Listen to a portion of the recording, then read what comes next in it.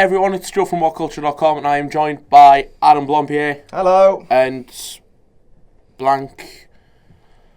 Jack wanted to make an entrance. It was worth it. Worth it. We're going to dub his WhatCulture pro wrestling music over the top of that. I'm whoa, supposed whoa, whoa, whoa, whoa, whoa, whoa. And then out of nowhere, a spear from Primer. Yeah, that'd be nice. I'm supposed to be the acting graduate, by the way. Anyway, now that that's all said and done, welcome to a very special edition of the Preview Podcast where we are going to look at NXT TakeOver, which takes place in Toronto this Saturday, the night before Survivor Series. Yes. You guys looking forward to the show? Very much. I always look forward to takeovers. Yeah. It's looking like it's going to be a good card. There's not so many matches on this card, I should say, but the length of matches could be a very crucial. I mean, how many thing. Matches were there in Brooklyn? I think there was 7. I could be wrong, but I think there was Really? about 7. Yeah. I thought there was not as many. What there's No Way Jose, Ember Moon, Bobby Roode, Tag match. tag match. Asuka. Yeah, there must be 6. Joe. The title match. 6. Yeah. I mean, like, these ones, there's nothing going to be added, is there? They've all tapings. I would imagine so, unless there's a real big surprise, then I don't imagine there's going to be anything added to the card. But the card does look very good. We're going to have a little run through of the card and just get the thoughts of the 2 true titans of WhatCulture.com. Let's start. What's your theme tune, Adam? Why haven't we heard it yet? We don't need a theme tune. Right, I'm right. theme tuneless. I've heard I'm a rumour. fired, but thank you for bringing that up. Sorry. That's only the second time this week, if you haven't seen the announcement of Johnny Mundo. That's right, coming soon to WhatCulture Pro Wrestling. Jack is actually heartless. Whoa, Jack, do you like And New also Japan non- Pro Wrestling? I was doing my parkour, like my Johnny Mundo thing. Oh, right. I wasn't just revealing I the thought you were shirt. just like, guys, check out the wrestling highlight. Well, just at the least appropriate time. There we go. I'm just going to cut off the I rest. wasn't sure if you were trying to show off your New Japan t-shirt or do another impersonation. No, I'm Dar for those of you who can't see Jack the Jobber at the moment. Let's talk about a Canadian hero, or 2 Canadian heroes, I should say, in the form of Bobby Roode versus Ty Dillinger. Ty, who is one of the most over people on the roster, Yeah. versus the Glorious One. What do we feel about this match? I think Ty could take it, you know? It would be interesting. I mean, we've had Bobby Roode's debut. I think he can start losing matches now. Yep. And it's the sort of thing where no one expects Ty to win. But I think he is really, really over. Like, he's one of the last proper homegrown, come up through developmental product of NXT talents. You know, I think he belongs on the main roster probably sooner rather than later. I'd like to see him win, but you know, that may just be a pipe dream. But I think I'm going to go with Ty Dillinger. This match all stems from the first round of the Dusty Rhodes Tag Team Classic, where Ty Dillinger and Bobby Roode were partners. Bobby Roode didn't like the direction it was going in, decided he was going to walk out. It was too good a team to be true. It was too I was good so to be excited. true. But Ty has just got this aura about him, whether it's... I don't want to compare it to Daniel Bryan, but it's so natural, where he's literally just done it by himself.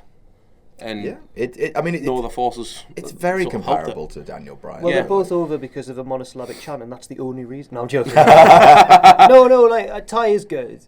He is very good, but I just don't think he's going to win. I think this is another step for Roode to get more over. Ty may be becoming sort of like enhancement talent to the stars. He's a gatekeeper. Gatekeeper. He's a gatekeeper. Does Bobby Roode, down the line, take the NXT Championship? It's a hard question because I can't see anyone on the level of Nakamura and Joe in NXT at the minute in terms of like that sort of aura of legitimacy. I don't think Roode's got that yet. I mean, if you look at him over the course of his career, he does, but just to a WWE crowd, no. He's come in and he's a guy with a catchy theme tune, and we know he's good, but he's only had 1 big win so far, and that was at the last TakeOver against Andrade Almas. Yeah. Was it against? Yeah, it was Andrade Almas. Yeah, it was Andrade Almas. And I think this is going to be another step. Maybe he could in the future, but at the minute I can't see anyone apart from Nakamura and Joe who could realistically hold the belt. Maybe Aries, but like he's out now. I was going to say, I've heard that Aries is out until at least the start of 2017 Yeah, he is. with a very nasty eye injury. Get well soon, Austin Aries. Predictions on the match, you're going for... I shouldn't. Are you going for Ty?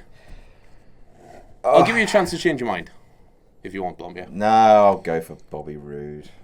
Ooh, Yeah, 'cause you've converted to Bobby. I have converted to Bobby. I want Ty to win. I think Ty deserves a big win, and I think Roode can survive it. But in terms of it is quite a depleted main event scene in NXT right now, and probably Bobby Roode could do with an extra win if he's going to go up and challenge Nakamura at any point.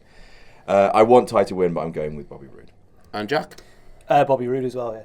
It seems pretty comfortable on Bobby Roode. I'm like you, Blumpy. I'd love to see Ty win it, but I think they're going to try and push Bobby towards the NXT title, and I think to do that, you need to win. Yeah. Although there are a couple more names, some of them aren't on the card, like Roderick Strong. Yes. Could be set for a good run. Austin Aries when he comes back. The potential is there, so we'll see what happens with that one. Surprising that Roderick Strong's not on the card. I mean, he's is. got that kind of cachet, his name. He doesn't need to kind of, I guess, pay his dues in NXT, but... I think he might do what Hideo Itami did at the last one and run in and attack someone after they've won. Yeah, it's a good He could shout. do that. I don't know who, but he could. Mickey James just batters it. We're going to move on to the Dusty Rhodes Tag Team Classic Final. The Authors of Pain, Rizar and Akam, are going against TM61, the team of Shane Miller and Nick Thorne.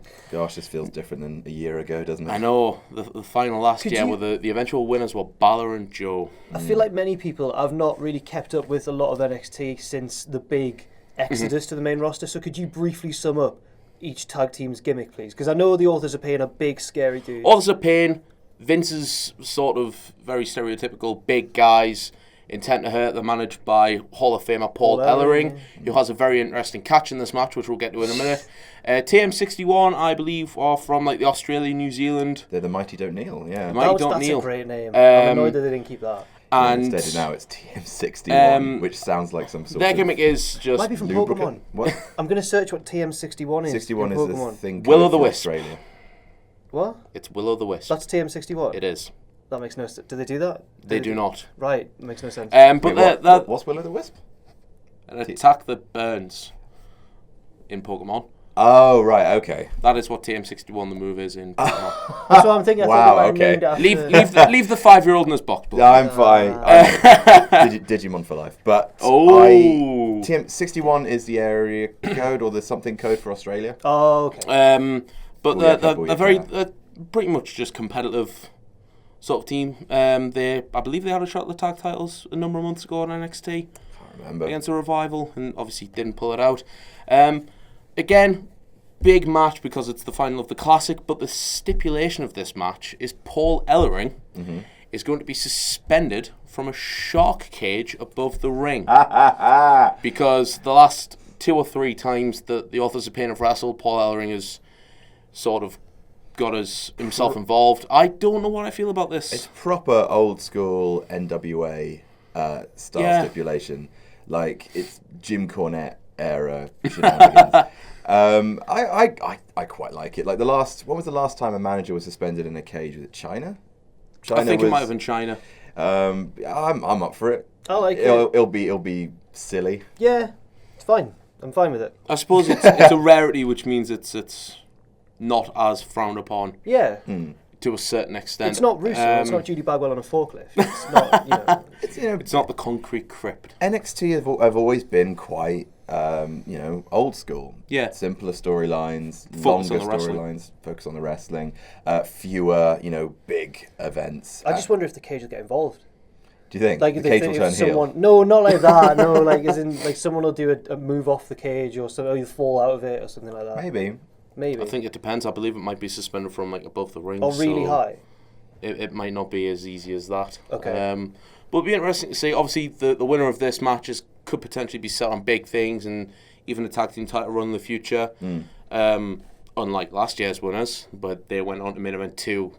Was it 2 or 3 takeovers? I believe it was 3. 2, I think. London. They were London as Dallas, London, Dallas, and the cage match. The end. There was 3, yeah. So there is big things set for the winner of this tournament. And speaking of which, who's it going to be? I'm considering that both teams are slightly lower down the pegging order. I think the Classic is the sort of thing that will probably set up a tag title feud. And I think probably TM61. I think they make slightly more sense going up against the Revival. Yeah. Although, have the Authors of Pain gone up against the Revival yet? They have not.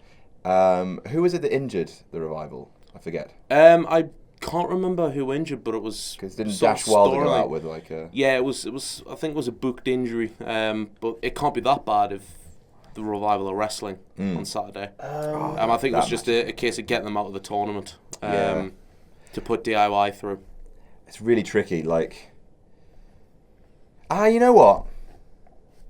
No, I'm going to go with the Authors of Pain. Whoa. The bicycle pump inflated shield. I'm going to think that the whole manager in a cage thing, that's subterfuge. I think they're going to win because I have a prediction about the tag title match later on. Adam Pachi. And Jack. I have the tag title match later on. This is the one that I can't really call. I'll go TM61, but I don't know. It's a coin flip for me. I don't know. It is. It is a coin flip. What about you? I think I'm going to go with TM61. I think this tournament, it seems more face-friendly. Yeah. I think maybe because of the link to Dusty, it seems more face-friendly, but I wouldn't begrudge the Authors of Pain getting the win as long as it's clean.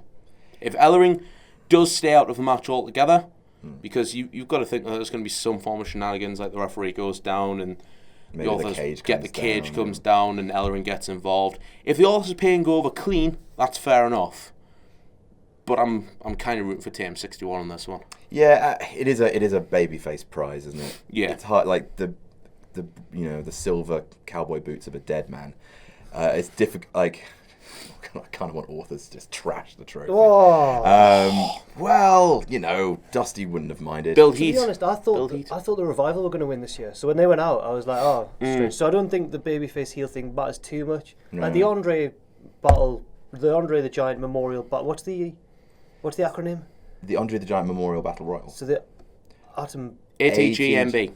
Atom. Atgb. Yeah. Atgb. I mean, Corbin's won that. He has. Big Show was a heel, I think, when he won out. He was. Cesaro was turning when he won It's a it. tweener. Yeah. So I don't know. I still think TM61 though. I suppose. Yeah. Jack, you mentioned the Revival. We're going to move on to, in my opinion, the match of the night. The match I'm most looking forward to.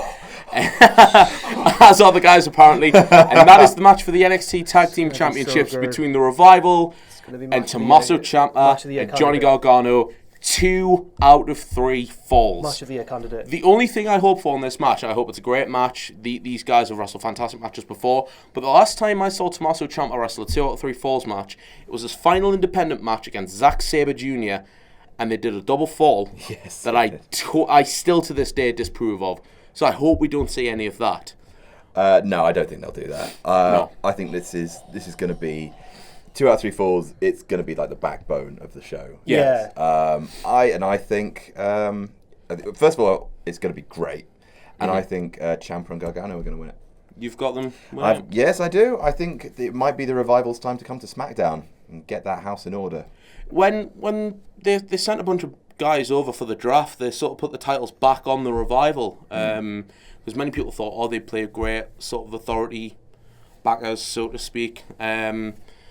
But they gave them tag titles as if to say, maybe not ready yet, but here's a reward for doing so well in NXT. Continue what you're doing.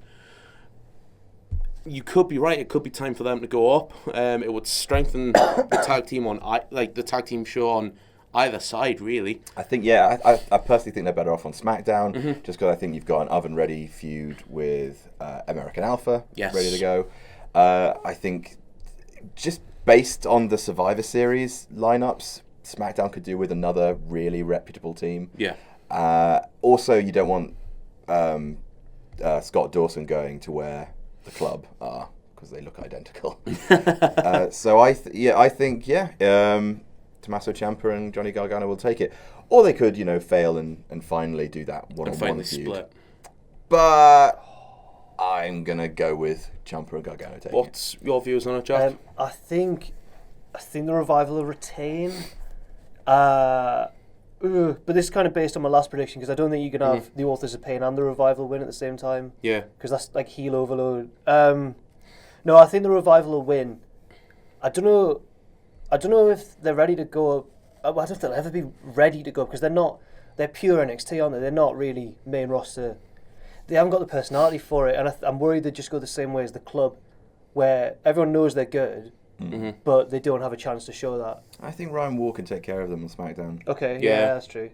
But I think they'll win, and I do think we'll see that Gargano v Ciampa feud. Do we think it's 2 falls to 1 either way? Yeah. I mean, no one really wants to see 2 straight falls in a 2 I've seen Ciampa do it before. I've seen Ciampa lose 2 straight beforehand. Yeah. I don't see it happening. No, I think I'm gonna go with the Revival. I agree with Jack. It makes sense to have a face win the Dusty Classic, and he'll retain the titles. I'd love to see the Ciampa Gargano feud. Yeah. But I would love to see Gargano as the heel. I know it seems to be set up that Ciampa's going to play the heel, but Gargano's a brilliant heel. If you've ever watched Smash Wrestling, I've only seen bits and pieces when he was in brilliant when heel. he was in Chikara, like when he was in Team Fist. But I don't really know. I can't imagine him now as a heel. He's so adorable. Ciampa just looks like a heel. He looks mental. Who was he who said? Was he? Someone said he looks like Enzo Amore's sort of grizzled older brother, like evil older brother. He does. He really does. But yeah, I'm going to go with the Revival. Major shenanigans, but I'm going to go Revival 2 falls to 1. I think it's going to be the match of the night without doubt. Yeah. Moving on to the NXT Women's Championship match. A women's scene that has been depleted. Yep. There is only real one major name in that division, and it is the champion Asuka, who is defending the title against no one in the NXT Women's division. But she's defending it against a WWE Women's legend in Mickie James. Weird one. It is. Should be Trish, but it isn't. It should. Right. No, it was going to be Trish. It What was happened? going to be Trish, but Trish fell pregnant. Right. I say fell pregnant. Fell you know. pregnant. Just pregnant. She there was it is. pregnant. It's very Shakespearean. Yeah, she was Trish- with child. Yeah, so Trish couldn't happen. I think that might be in the works in the future. In Toronto would have been perfect. Yeah, but with Trish out, Mickey's in. Yeah. I'm looking forward to it. I think it'll be fun. I think that the crowd will be hot for it. I think it's slightly tempered by the fact there's no way in hell that Mickey's going to win. There's no way. Yeah. But, you know, But then they might, I don't know, would they put it on her just to shock things? NXT love doing weird surprises out of the blue, like when the men's title changed hands on a house show, stuff like that. But no, surely Asuka's going to win. Yeah. I believe that you need Asuka to stay in NXT, and in order to do that, you need to be the champion, because if you look at the women's scene in NXT at the moment, it's practically non-existent. You've got some good up-and-comers, the likes of Ember Moon, Peyton Royce, Billie Kay, Liv Morgan, and they've signed a couple of really good... They're following a really hard act, though, with the four horsewomen. You can't really top that. And I could sort of see Asuka, like, if Asuka... The only way I could see Asuka losing is if Mickie James kind of surprised her with a roll-up or something like that, and Asuka turned heel by beating the living out of Mickie James. I've got to edit this. Oh, whoops. Sorry, man. But, and I imagine, like, that's the only way I could see Asuka losing it, and then she would take it off Mickie James the next time they fought. yeah, I think Asuka will win. I think she'll tide the women's division over until that rumoured women's tournament, and then someone like Candice LeRae will come in. Because I love Candice. That would be amazing. That would be great. Are we pretty unanimous that it's going to be Asuka? Yeah. It's going to be Asuka, but let's see a good showing from Mickie James. It might get her into this tournament, which would only bolster it. I wonder if it how does she happen. wrestles. I wonder how good she is. Because she was with TNA not long ago, but Yeah, I wonder. it's been a while, but she has kept it okay. She's done a bit on the UK independent scene. Yeah.